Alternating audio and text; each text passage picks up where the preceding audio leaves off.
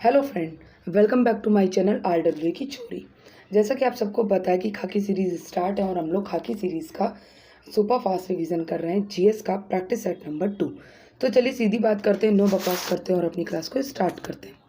पहला क्वेश्चन क्या है, चंद्रगुप्त मौर्य ने सेल्यूकस को पराजित किस वर्ष किया था? तो 305 ईस्वी पूर्व में इसको पराजित किया था। नेक्स्ट है कि मौर्य वंश के संस्थापक चंद्रगुप्त मौर्य, नंद वंश के संस्थापक महापद्म नंद और शिशुनाग वंश के संस्थापक शिशुनाग है। नेक्स्ट है कि जो हर्यक वंश है, हर्यक वंश के संस्थापक कौन थे? तो बिंबिसार। बिंबिसार के बाद अजातशत्रु आए और अजातशत्रु के बाद कालाशोक आए। हर्यक वंश जो कि मगध पर शासन, हर्यक वंश ने किस पर शासन किया? तो मगध पर शासन किया था। और मगध क्या है? तो एक महाजनपद है। महाजनपद कितने हैं? तो महाजनपदों की संख्या कितनी है? 16। सबसे शक्तिशाली महाजनपद कौन सा है? तो मगध ही है। नेक्स्ट है कि नंद वंश के जो शासक था एक घनानंद के समय ही सिकंदर का आक्रमण हुआ था। नेक्स्ट है कि चंद्रगुप्त मौर्य के पीएम कौन थे? तो चाणक्य, कौटिल्य या विष्णुगुप्त थे, जिनकी बुक राजनीतिक विज्ञान में लिखी थी अर्थशास्त्र। नेक्स्ट है कि चंद्रगुप्त मौर्य के बाद बिंदुसार आए और बिंदुसार के बाद अशोक आए। अशोक का कार्यकाल कितना था? तो 269 से लेकर 232 BC तक था। नेक्स्ट है कि चंद्रगुप्त मौर्य जो कि मौर्य वंश के फाउंडर रहे और इन्होंने राजधानी पाटलिपुत्र बनाई। सुदर्शन झील का निर्माण इन्हीं के शासनकाल में हुआ। इनके गुरु चाणक्य थे। इनको एंड्रोकोटस और सेंड्रोकोटस भी कहते हैं। और इनके जो दरबारी विदेशी थे वो कौन थे? तो मेगास्थनीज थे, जिसकी बुक थी इंडिका। और इन्होंने कौन से धर्म को अपनाया था? तो जैन धर्म को। और इन्होंने दीक्षा किससे ली थी? तो भद्रबाहु से ली थी। किससे? भद्रबाहु से ली थी। क्वेश्चन नंबर सेकंड क्या है कि सम्राट अशोक ने अपने राज्य अभिषेक को कितने वर्ष बाद कलिंग पर विजय प्राप्त की थी? तो कितने वर्ष बाद कलिंग पर विजय प्राप्त करी थी? तो ये 8 वर्ष बाद कलिंग पर विजय प्राप्त करी थी। राज्य अभिषेक इनका 269 BC में हुआ था। 261 BC में कलिंग का युद्ध हुआ था और ये युद्ध अशोक के 13वें शिलालेख में इसका वर्णन है। नेक्स्ट है कि कलिंग ने अपनी राजधानी तोसली बनाई थी। कलिंग कहाँ पे पड़ता है? तो उड़ीसा में पड़ता है। अशोक ने किस धर्म को अपनाया था? तो बौद्ध धर्म को अपनाया था। और अशोक के कुल शिलालेख कितने हैं? तो 14 हैं। स्तंभ लेख 7 हैं और गुहा लेख कितने हैं? तो 3 हैं। नेक्स्ट है कि अशोक का जो दूसरा शिलालेख है उसमें दक्षिण राजा का उल्लेख दिया हुआ है। कौन कौन किस किस राजा का जिक्र है? तो चेर, चोल, पांडव और सतीय पुत्र का क्या कहते हैं इसमें वर्णन है। नेक्स्ट है कि इसके अभिलेखों को पढ़ा किसने? तो पढ़ा तो किसने? जेम्स प्रिसेप्स ने 1837 में, लेकिन इसको खोजा किसने था? तो टी फैंतलर ने खोजा था। कब खोजा था? 1750 में इसको खोजा था। नेक्स्ट है क्वेश्चन नंबर 4। क्वेश्चन नंबर 4 क्या है कि सांची का स्तूप किस शासक ने बनवाया था? तो किसने बनवाया था इसको? अशोक ने बनवाया था। और ये कहाँ पे है सांची का स्तूप? तो रायसेन जिला में। सांची का स्तूप जो कि एक यूनेस्को साइट भी है, जो कि 1989 में इसको लिस्ट करी गई। और इस समय यूनेस्को की साइट कितनी होगी? 43 हो गई हैं, जिसमें 43 कौन सा है? तो असम मोद्यून जो है वो 43 यूनेस्को साइट हो चुकी है। नेक्स्ट है कि सांची का स्तूप जो की खोज किसने करी थी? तो रायलेट ने करी थी 1818 में। और बनवाया किसने था? अशोक ने बनवाया था। नेक्स्ट है भरूच स्तूप जो कि पुष्यमित्र शुंग ने बनवाया 1873 में। कनिंगम ने। और ये कहाँ पे? सतना MP में। नेक्स्ट है कि अशोक ने दीक्षा ली थी, तो किससे ली थी अशोक ने? तो उपगुप्त से ली थी। किससे? उपगुप्त से ली थी। नेक्स्ट है क्वेश्चन नंबर 5 कि पुष्यमित्र शुंग द्वारा 2 अश्वमेध यज्ञ किए गए, इसकी जानकारी किस लेख से पता चलती? तो अयोध्या लेख से पता चलती। किससे? अयोध्या लेख से पता चलती है। और पुष्यमित्र शुंग किस वंश के थे? शुंग वंश के थे। इसके यज्ञ किसने कराए थे? तो पतंजलि ने यज्ञ कराया था। किसने? पतंजलि ने, जिसने योग दर्शन दिया था। नेक्स्ट है कि वैदिक धर्म का पुनर्संस्थापक कौन था? तो यही था, पुष्यमित्र शुंग थे। नेक्स्ट है कि भारत पर सबसे लंबा आक्रमण किसने किया था? तो सबसे लंबा आक्रमण किसने किया था? तो ईरानी ने, यूनानी ने, इंडो ग्रीक ने, फिर शक ने, फिर पहलव ने, फिर कुषाण ने, फिर अरब ने और फिर तुर्क ने किया था।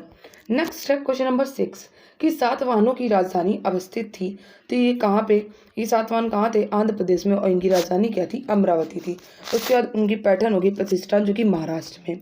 नेक्स्ट है, अब आते हैं कि हरक वंश। हरक वंश के संस्थापक कौन थे? तो बिंबिसार थे, जिन्होंने अपनी राजधानी राजगृह बनाई थी। सुख वंश के संस्थापक पुष्यमित्र शुंग, जो कि राजधानी विदिशा बनाई थी। गढ़वाल वंश के संस्थापक जो कि चंद्रदेव थे और इन्होंने अपनी राजधानी वाराणसी बनाई थी।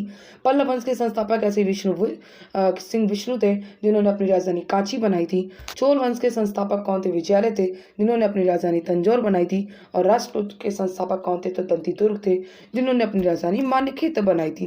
क्या बनाई थी? मान्यखेत बनाई थी। क्वेश्चन नंबर 7 क्या है कि किस अभिलेख में भारतवर्ष भरतवर्ष का प्राचीनतम प्रमाण मिलता है?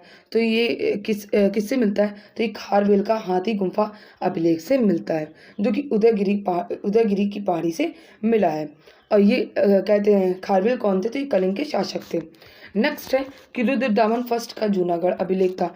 पुलकेशिन द्वितीय का राहुल अभिलेख और धनदेव का अयोध्या अभिलेख था। नेक्स्ट है क्वेश्चन नंबर 8 कि उत्तराखंड कब गठित हुआ था? तो 9 नवंबर 2000 को हुआ था। झारखंड 15 नवंबर 2000 को हुआ था। अरुणाचल प्रदेश जो कि 20 फरवरी 1987 को इसकी स्थापना हुई, जिसको पुराना नाम इसका क्या था? नेफा था। गोवा कब बना? तो 30 मई को बना, 30 मई 1987 को बना। तेलंगाना 2 जून 2014 को बना। और जम्मू कश्मीर को यूटी का दर्जा कब दिया गया? तो यूटी का दर्जा 5 अगस्त 2019 को, लेकिन लागू कब हुआ था? तो 31 अक्टूबर 2019 को हुआ था। नेक्स्ट है क्वेश्चन नंबर 9 कि भाषाई आधार पर राज्यों का पुनर्गठन कब किया गया था? तो कब किया गया था? ये 1956 को किया गया था, जब 14 राज्य और 6 यूटी गठित किए गए थे। फजल अली आयोग आया था, कमीशन आया था, जिसमें कितने सदस्य थे? तो इसमें 3 सदस्य थे। और भाषाई आधार पर गठित होने वाला पहला राज्य कौन सा था? तो ये पहला राज्य कौन सा था? तो ये आंध्र प्रदेश था, जो कि 1953 में बना था। 1953 में बना था। और इसमें रिपोर्ट किसकी आई थी? तो इसमें रिपोर्ट आई थी किसकी? वांचू समिति की आई थी। नेक्स्ट है क्वेश्चन नंबर 10। क्वेश्चन नंबर 10 क्या है कि संसद को नागरिकता के अधिकार को नियमित करने की जो शक्ति प्रदान करता है वो कौन सा आर्टिकल? तो आर्टिकल 11 करता है। नागरिकता का एक्ट 1955 है। और सीएए कहते हैं सीएए ये 2019 है। कौन सा है? 2019 है। नेक्स्ट है क्वेश्चन नंबर 11। क्वेश्चन नंबर 11 क्या है कि मौलिक अधिकार में जो विधि के समक्ष समता, ये आर्टिकल 14 में आता है। धर्म स्वतंत्रता ये 25 से 28 में आता है। शोषण के विरुद्ध 23 से 24 में आता है। और अवसर की समानता आर्टिकल 16 में आता है। लेकिन सिर्फ इंडियंस को कौन कौन से मौलिक अधिकार मिलते हैं? तो इंडियंस को मिलते हैं कौन कौन से? तो 15 मिलता है, 16 मिलता है, 19 मिलता है और 29 मिलता है और 30 मिलता है। नेक्स्ट है बाकी इंडिया को और विदेशी दोनों को प्राप्त होते हैं। ऐसी अभिव्यक्ति की स्वतंत्रता ये कौन से आर्टिकल में? तो आर्टिकल 19 में। प्राण व देही की स्वतंत्रता का अधिकार ये आर्टिकल 21 में। और आर्टिकल 19A में क्या क्या है? तो सबसे पहले ए में क्या है? वाक अभिव्यक्ति। बी में क्या है? शांतिपूर्ण इकट्ठा। सी में क्या है? संघ या यूनियन। डी में क्या है? घूमने की स्वतंत्रता। ई में क्या है? निवास। और क्या कहते हैं? जी में क्या है? व्यापार है। जी में क्या है? व्यापार है। नेक्स्ट है क्वेश्चन नंबर 13। क्वेश्चन नंबर 13 क्या कह रहा है कि जो भारत का राष्ट्रपति है वो फंडामेंटल राइट्स को सस्पेंड कर सकते हैं। और कौन से आर्टिकल के थ्रू में? आर्टिकल 359 के थ्रू ये सस्पेंड कर सकते हैं, लेकिन कभी भी आर्टिकल 20 और 21 सस्पेंड नहीं होगा। नेक्स्ट है, अब आते हैं कि राष्ट्रपति आपातकाल कितने तरीकों से लगा सकता है? तो 3 तरीके से आपातकाल लगाए जा सकते हैं। सबसे पहले आर्टिकल 352 जो कि नेशनल इमरजेंसी राष्ट्रीय आपातकाल लगता है, जो कि 3 बार लग चुका है। फिर 356 से लगाते हैं, राष्ट्रपति शासन लगाते हैं। और उसके बाद 360 जो कि वित्तीय आपातकाल, जो भी एक बार भी नहीं लगा है। नेक्स्ट आते हैं क्वेश्चन नंबर 14। क्वेश्चन नंबर 14 क्या है कि सतलज नदी जो कि अपने भारत से इसका उद्गम नहीं होता है, इसका उद्गम होता है राकसताल झील तिब्बत से निकलती है और भारत में सिपकुला दल्ला से प्रवेश होती है। और उसका वहाँ पे नाम क्या होता है? तो लांगचियन खम्बाब इसका नाम होता है। क्वेश्चन नंबर 15 क्या है कि मांजुली द्वीप जो कि सबसे बड़ा नदी द्वीप है और ये असम के जोरहट में और क्या कहते हैं ब्रह्मपुत्र पर स्थित है। लेकिन सबसे छोटा नदी द्वीप भी मयूर द्वीप है, जो कि किस नदी पर स्थित है? तो ये ब्रह्मपुत्र नदी पर स्थित है। ब्रह्मपुत्र नदी पर स्थित है। नेक्स्ट है क्वेश्चन नंबर 16 कि विष्णु प्रयाग जो कि धौली गंगा और अलकनंदा का कहते हैं संगम होता है। और ऐसे पंच प्रयाग होते हैं, जिसमें देव प्रयाग में अलकनंदा और भागीरथी का होता है। किसका होता है? अलकनंदा भागीरथी का होता है। ऐसे नंद प्रयाग में किसका होता है? तो अलकनंदा और नंदाकिनी का होता है। कर्ण प्रयाग में किसका होता है? तो अलकनंदा और पिंडरनदी का होता है। और रुद्र प्रयाग में अलकनंदा और मंदाकिनी का होता है। अलकनंदा और मंदाकिनी का होता है। नेक्स्ट है क्वेश्चन नंबर 17 कि बेसिन क्षेत्रफल की दृष्टि से सबसे बड़ी नदी कौन सी है? तो महानदी है जो कि 1.41 वर्ग किलोमीटर है। कावेरी 87 किलोमीटर है, नर्मदा 98 किलोमीटर है और ताप्ती कितनी? तो 65 किलोमीटर है। लेकिन सबसे बड़ा बेसिन कौन बनाती है? तो ये गंगा बनाती है, 8.61 लाख वर्ग किलोमीटर है। नेक्स्ट है क्वेश्चन नंबर 18 कि नासिक कहाँ अवस्थित है? तो नासिक कौन सी नदी के किनारे अवस्थित है? तो ये गोदावरी कहते हैं गोदावरी नदी के किनारे स्थित है। नेक्स्ट है कि नर्मदा जबलपुर के नदी किनारे स्थित है, आगरा यमुना के किनारे, मथुरा यमुना के किनारे, दिल्ली यमुना के किनारे और ग्रेटर नोएडा भी यमुना के किनारे स्थित है।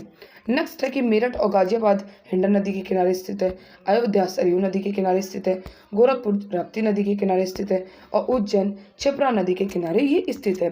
सूरत ताप्ती नदी के किनारे स्थित है, कटक महानदी के किनारे स्थित है, जमशेदपुर स्वर्णरेखा नदी के किनारे स्थित है। क्वेश्चन नंबर 19 क्या है कि पंचनद नदियाँ कौन कौन सी हैं? तो झेलम, सतलज, ब्यास, रावी और चेनाब है।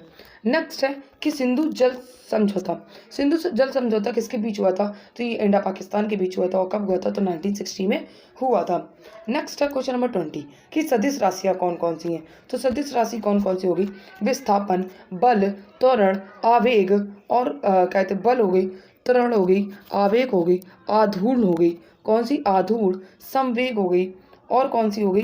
कोणीय संवेग हो गई और वेग हो गई। नेक्स्ट है कि अदिश राशियाँ कौन सी हो गई? तो अदिश राशियाँ द्रव्यमान, तापमान, कार्य, विद्युत धारा, दाब और आयतन हो गई। नेक्स्ट है कि चाल का फॉर्मूला क्या होता है? तो दूरी बटे समय होता है। क्या होता है? दूरी बटे समय। और वेग का क्या होता है? तो विस्थापन बटे समय होता है। क्या होता है? विस्थापन बटे समय होता है। नेक्स्ट है क्वेश्चन नंबर 21 कि वस्तु की मात्रा बदलने पर आयतन, भार और द्रव्यमान बदलता है। आयतन, भार, द्रव्यमान बदलता है। नेक्स्ट है कि घनत्व में चेंज नहीं आता है। क्वेश्चन नंबर 22 क्या है कि ब्लीचिंग पाउडर जिसको CaOCl2 कहते हैं और क्या कहते हैं? ऑक्सीक्लोराइड कैल्शियम कहते हैं। ऑक्सीक्लोराइड कैल्शियम कहते हैं। प्लास्टर ऑफ पेरिस को कैल्शियम सल्फेट हाइड्रेट कहते हैं जिसका फॉर्मूला CSO4 हाफ H2O होता है। एसिंग वॉशिंग पाउडर का क्या होता है? तो सोडियम कार्बोनेट होता है जो कि Na2CO3 10H2O होता है। नेक्स्ट है कि बेकिंग सोडा को सोडियम कार्बोनेट कहते हैं जो कि NaHCO3 होता है। नेक्स्ट है कि जिप्सम को का फॉर्मूला क्या है? तो CaSO4 2H2 है। ऐसे शुष्क बर्फ को सॉलिड CO2 कहते हैं और लाफिंग गैस को N2O कहते हैं। नेक्स्ट है क्वेश्चन नंबर 23 कि फोटोग्राफी की प्लेट पर सिल्वर ब्रोमाइड परत चढ़ाई जाती है और AgCl फोटोग्राफी कहते हैं सिल्वर क्लोराइड जो होता है वो कहते हैं फोटोग्राफी लेंस में चला जाती है और AgI ये कृत्रिम वर्षा की जाती है। नेक्स्ट है क्वेश्चन नंबर 24 कि ब्लड क्या है? तो लिक्विड कनेक्टिव टिश्यू है जिसमें प्लाज्मा 55% होता है और 55% में 90% पानी और 10% प्रोटीन होता है। बाकी 45% होता है जिसमें RBC, WBC और प्लेटलेट्स होती हैं। नेक्स्ट है क्वेश्चन नंबर 25 कि रक्त कोशिकाओं को जो शरीर को कहते सूक्ष्म जीवों और अन्य बाहरी पदार्थों में सुरक्षित रखती है वो वाइट ब्लड सेल रखती है जिसकी कमी से हमें ल्यूकोपेनिया हो जाता है। इसका नाम क्या है? अन्य तो ल्यूकोसाइटस है। RBC का नाम क्या है? तो एरिथ्रोसाइट्स है। नेक्स्ट है क्वेश्चन नंबर 26 कि भारत में हरित क्रांति का जनक किसे कहा गया? तो ये किसे कहा गया? MS स्वामीनाथन को। और वर्ल्ड में किसे कहा गया? तो नॉर्मन बोरलॉग को कहा गया। और कब स्टार्ट हुआ था? तो 1966-67 में हरित क्रांति स्टार्ट हुई थी। स्वर्ण क्रांति के पिता कौन है? तो निरपुक थे जो कि शहद फल बागवानी स्वर्ण क्रांति को कहते हैं। नील क्रांति जो कि अरुण थे और ये मछली उत्पादन के लिए थी। किसके लिए? मछली उत्पादन के लिए। नेक्स्ट है ऐसी श्वेत क्रांति जो कि वर्गीज कुरियन थे दुग्ध के लिए थी। और पीली क्रांति के लिए सैम पित्रोदा थे जो कि तिलहन के लिए। और गुलाबी क्रांति जो कि दुर्गेश पटेल थे और प्याज और झींगा के लिए ये। नेक्स्ट है क्वेश्चन नंबर 27 कि वर्ष 1991 की औद्योगिक नीति के अनुसार कितने उद्योगों को लाइसेंसिंग के अंतर्गत रखा गया? तो 18 उद्योगों को रखा गया लेकिन वर्तमान में कितने? तो 5 हैं। जिसमें कौन सी नीति अपनाई गई थी? तो लिबरलाइजेशन वाली जो कि कहते हैं LPG वाली, लिबरलाइजेशन, प्राइवेटाइजेशन और ग्लोबलाइजेशन। PM कौन थे? तो नरसिम्हा थे। और RBI गवर्नर कौन थे? तो S वेंकटरमण थे। और फाइनेंस मिनिस्टर कौन थे? तो मनमोहन सिंह थे। कौन थे? मनमोहन सिंह थे जो कि वित्त मंत्री थे। नेक्स्ट है क्वेश्चन नंबर 28 कि सिडबी क्या है? तो small inter industries development bank of India, जो कि कहते हैं सिडबी का एक्ट कब आया था? तो सिडबी का एक्ट 1989 में आया था। हेडक्वार्टर लखनऊ में, स्थापना 2 अप्रैल 1990 को। और to finance small scale industry मतलब लघु स्तरीय उद्योगों को वित्त प्रदान करने हेतु क्या कहते हैं इसको स्थापना करी गई थी। नेक्स्ट है क्वेश्चन नंबर 29 कि नाबार्ड की स्थापना, इसकी प्रारंभिक पूंजी क्या थी? तो पहले तो नाबार्ड जो कि national bank for agriculture rural development, जिसकी पूंजी कितनी थी? तो 1000 करोड़ थी। और आरबीआई की इनिशियल पूंजी कितनी थी? तो 5 करोड़ थी। और आरबीआई का एक्ट 1934 में आया था। नाबार्ड कभी स्थापना हुई थी? तो 12 जुलाई 1982 को इसकी स्थापना हुई थी। इसका एक्ट 1981 को आया था। हेडक्वार्टर मुंबई में और शिवरामन समिति की सिफारिश पर आया था। नेक्स्ट है क्वेश्चन नंबर 30 कि आरबीआई जो कि भारतीय मुद्रा नोटों के चेहरे पर दिखने वाले राज्य कहते हैं रिजर्व बैंक ऑफ इंडिया के छपाई के लिए इस्तेमाल की गई तकनीक की कौन सी होती है? तो इंटेक गैलियो प्रिंटिंग की तकनीक होती है। आरबीआई जिसका एक्ट 1934 में आया था, इसकी स्थापना हुई थी 1935 में हुई थी। और इसका राष्ट्रीयकरण कब हुआ था? तो 1949 में। इसके पहले गवर्नर कौन थे? तो ओसबोर्न स्मिथ थे। नेक्स्ट है क्वेश्चन नंबर 31 कि आरबीआई की मौद्रिक नीति का प्राथमिक उद्देश्य क्या होता है? तो क्या होता है? ये कहते हैं प्राइस स्टेबिलिटी होता है। क्या होता है? प्राइस स्टेबिलिटी मतलब मूल्य स्थिरता। देखिए इसमें सदस्य कितने होते हैं मौद्रिक नीति में? तो 6 सदस्य होते हैं, जिसमें 3 आरबीआई के होते हैं और 3 गवर्नमेंट ऑफ इंडिया के होते हैं।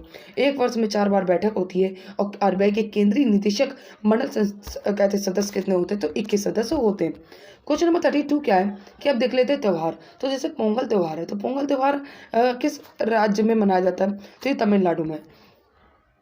ऐसे ही केरल में कौन सा त्यौहार मनाते हैं? तो ओणम और विशु। झारखंड में सरहुल, असम में बिहू, मिजोरम में चापकूट और मीमकूट, नागालैंड में हॉर्नबिल, महाराष्ट्र में गुड़ी पड़वा, एमपी में लाई हरवा, और क्या कहते हैं बिहार में छठ पूजा और उड़ीसा में रज पर्व और नुआखाई त्यौहार मनाया जाता है। नेक्स्ट अब आते हैं क्वेश्चन नंबर 33 कि बच्चों की सुविधा के लिए जो मदद के लिए हेल्पलाइन नंबर है वो कौन सा है? तो 1098।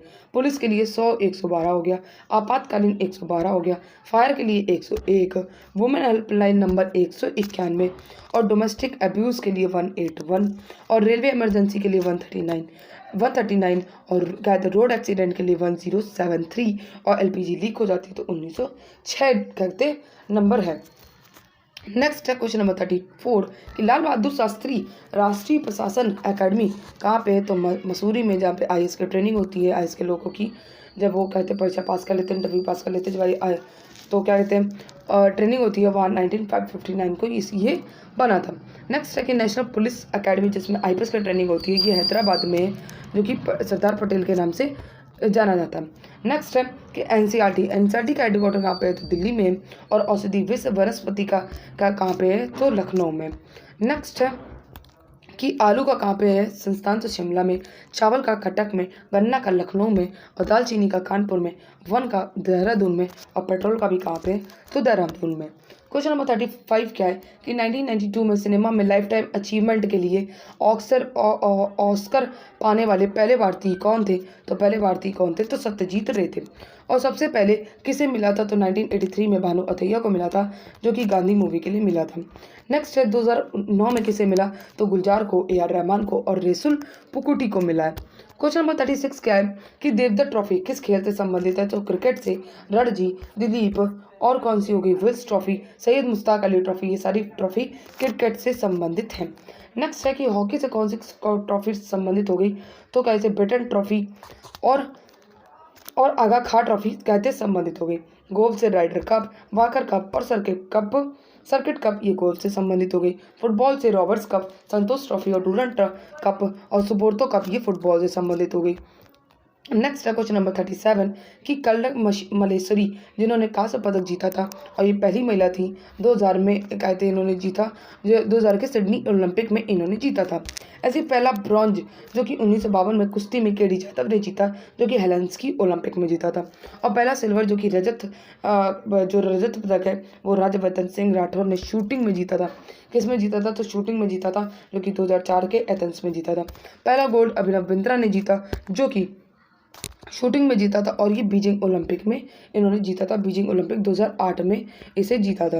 नेक्स्ट है कि सेकंड गोल्ड जो कि नीरज चोपड़ा ने जीता था, नीरज चोपड़ा ने जीता था। नेक्स्ट है क्वेश्चन 38 कि प्रवासी भारतीय दिवस ये कब मनाते? तो 9 जनवरी 1915 को जब गांधी जी वापस आए थे तब पहली बार 2003 में मनाया गया था, ये 18वां मनाया गया। और 18वां कौन था? प्रियंका राधाकृष्ण आई थी, कहाँ से? न्यूजीलैंड से आई थी। 2003 में अटल बिहारी वाजपेयी ने इसकी घोषणा करी थी। नेक्स्ट अब आते हैं कि राष्ट्रीय युवा दिवस 12 जनवरी को मनाते हैं, विश्व कैंसर दिवस 4 फरवरी को मनाते हैं, इंटरनेशनल महिला दिवस 8 मार्च को मनाते हैं और इंटरनेशनल पृथ्वी दिवस ये 22 अप्रैल को मनाते हैं। इंटरनेशनल पर्यावरण दिवस 5 जून को मनाते हैं। इंटरनेशनल कैद जनसंख्या दिवस 11 जुलाई को मनाते हैं। इंटरनेशनल विरासत दिवस 18 अप्रैल को मनाते हैं। बुक दिवस कब मनाते हैं? तो 23 अप्रैल को। और इंटरनेशनल एकता दिवस 31 अक्टूबर को मनाते हैं। नेशनल स्पोर्ट्स डे कब मनाते हैं? तो 29 अगस्त को। इंटरनेशनल रेड क्रॉस डे कब मनाते हैं? 8 मई को। गुड गवर्नेंस डे कब मनाते हैं? तो 25 दिसंबर को। हिंदी दिवस कब मनाते हैं? 14 सितंबर को। और इंटरनेशनल एड्स दिवस कब मनाते हैं? तो 1 दिसंबर को मनाते हैं। क्लास अच्छी लगी तो क्लास को सब्सक्राइब, मेरे चैनल को सब्सक्राइब जरूर कर लीजिएगा। Thank you so much to all of you.